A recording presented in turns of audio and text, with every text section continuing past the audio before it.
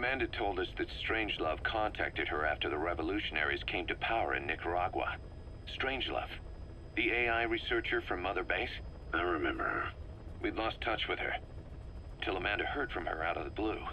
She told Amanda she wanted to salvage Peace Walker's drive parts, or something from the bottom of Lake Nicaragua. Amanda passed the request on to her friends in the new administration. She's a national hero now, after all. So Strangelove got a Soviet military aircraft to transport something to somewhere. But apparently the cargo wasn't big enough to have been Peace Walker itself. So what was it? Who knows? We recovered Peace Walker's nuclear warhead ourselves 9 years ago. What could Strangelove have been after? Amanda said she didn't mention what her reason was or where she was headed. Nicaragua is a socialist state now. And with Amanda vouching for her, the government didn't feel the need to concern itself with the details. All Strangelove told Amanda was that she was going to continue her research, and that the rest was a secret. Right before the attack, Huey was in the control tower to prepare for the inspectors. He was with them when it all went down. The control tower collapsed with the rest of its strut. His body was never recovered. But he was the one who met the inspection party when they arrived. And he was the one who showed the nuclear inspectors to the tower. You remember the way it went. First he recommends we agree to the inspection, then he gives them the okay without our permission, all the time acting as if he was doing us a favor. On top of that, he even had the guards disarmed that day. It would send the wrong message, he said. Whatever the angle, it all leads back to Huey. I curse my own stupidity for not realizing sooner. Huey escaped with that unit by chopper. I've been hunting him for 9 long years. The other reason I was operating around Afghanistan was to dig up his location. Huey's in Afghanistan? Yes, and I have a good idea where. Now we just wait for the right moment. This time, we'll be the ones using him. He's going to tell us who our guests really were that used a fake nuclear inspection to blast our home into the ocean.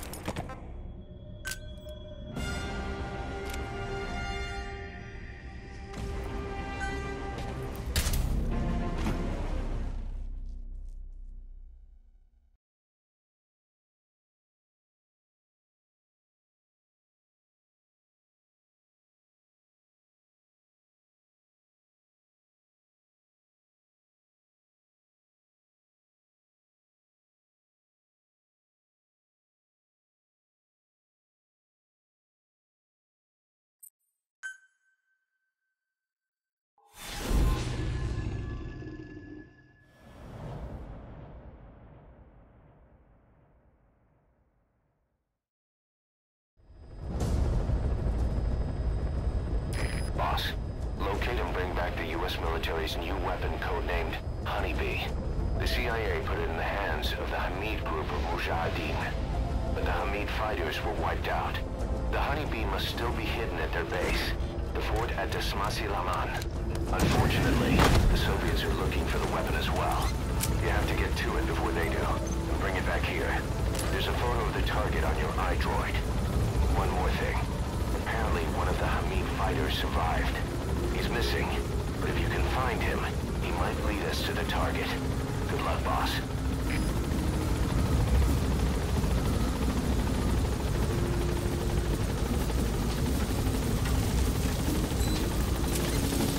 Be careful down there, boss.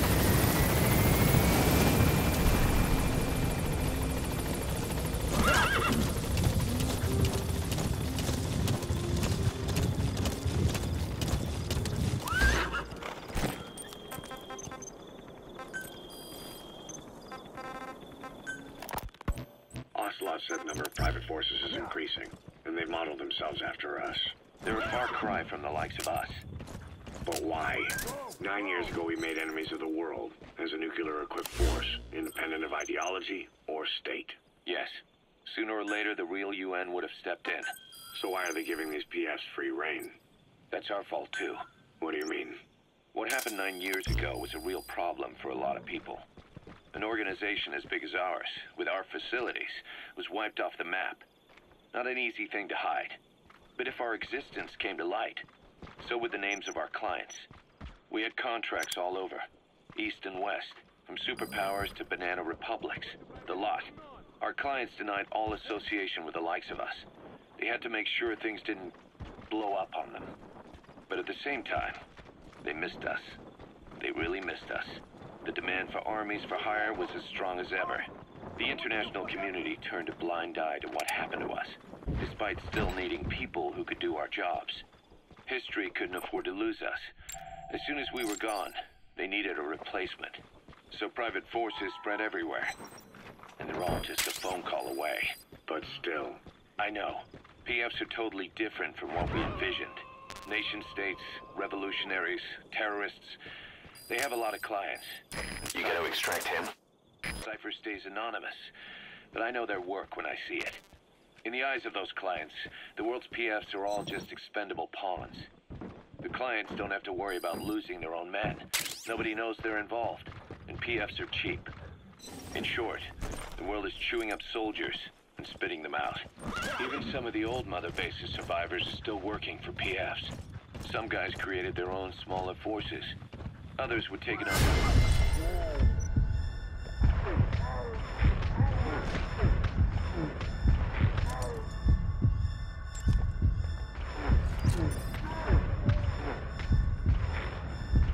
Yes.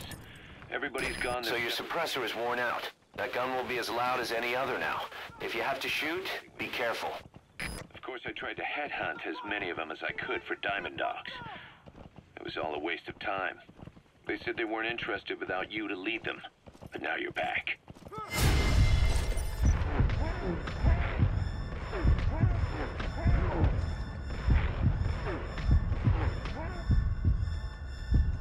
It's gonna change. We'll unite all private forces under you, transcending nations and economies. What is a nation? Just a patch of dirt. The bonds among us will surpass nations, and that's what'll put the world under our control. We'll establish a new kind of country, redefine the very concept of it. Even Cypher will be below us, an extraterritorial federation of military nations. The United States of Force. Once word of Big Boss's return starts traveling, that'll be our true deterrent against Cypher.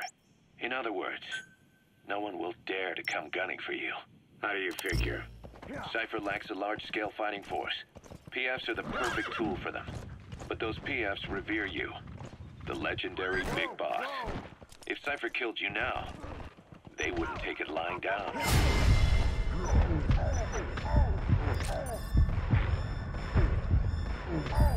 Maybe they'd even go looking for revenge, but they definitely wouldn't keep doing Cypher's dirty work, even if it put their lives at stake. That's why it's no longer a benefit to Cypher to get rid of you. The very fact that you're alive is our greatest defense against Cypher.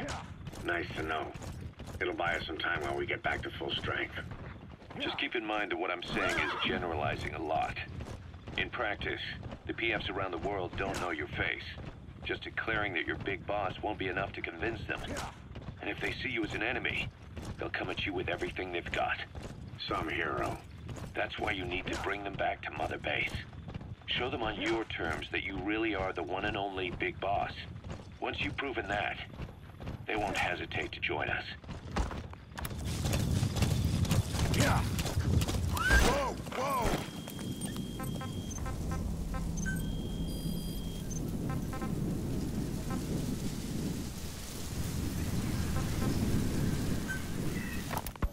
This war, the Kremlin never expected to have this much trouble against the Mujahideen. Afghanistan is a tribal society. Tradition demands that its people stand up to any outsiders who set foot on their land. With the honor of their people at stake, they have everything to fight for. No matter how hard the Soviets hit them, they continue to appear out of nowhere, striking back, then vanishing again. But there's one thing even the Mujahideen fear. Every last one of them. The Soviet gunships. They're highly maneuverable and equipped with massive firepower. Plus, the underside of the fuselage is heavily armored.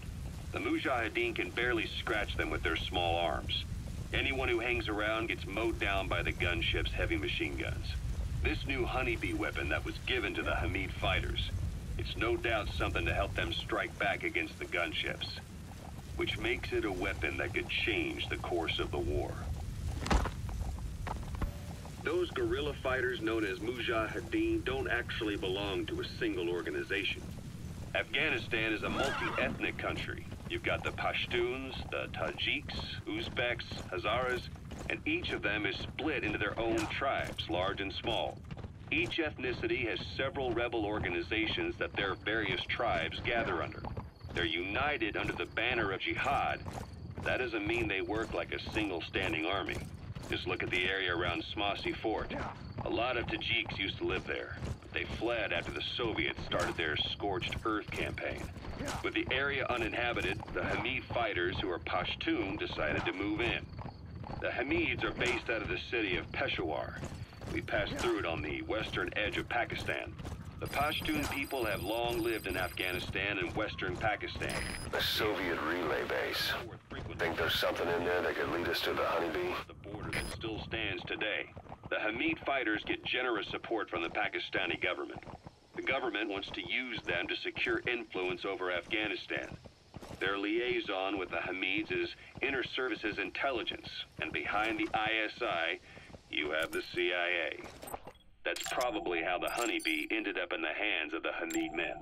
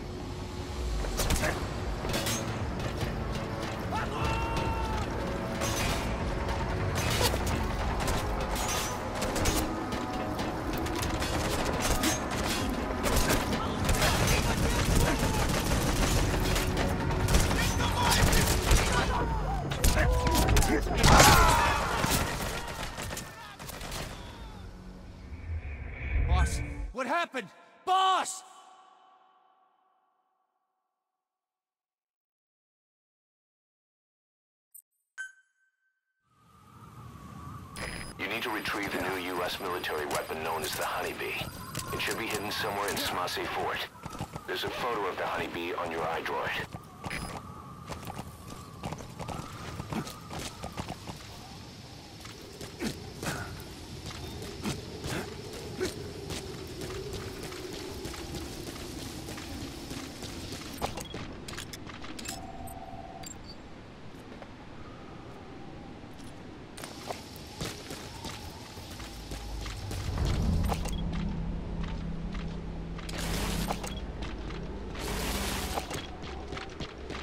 Soviet relay base.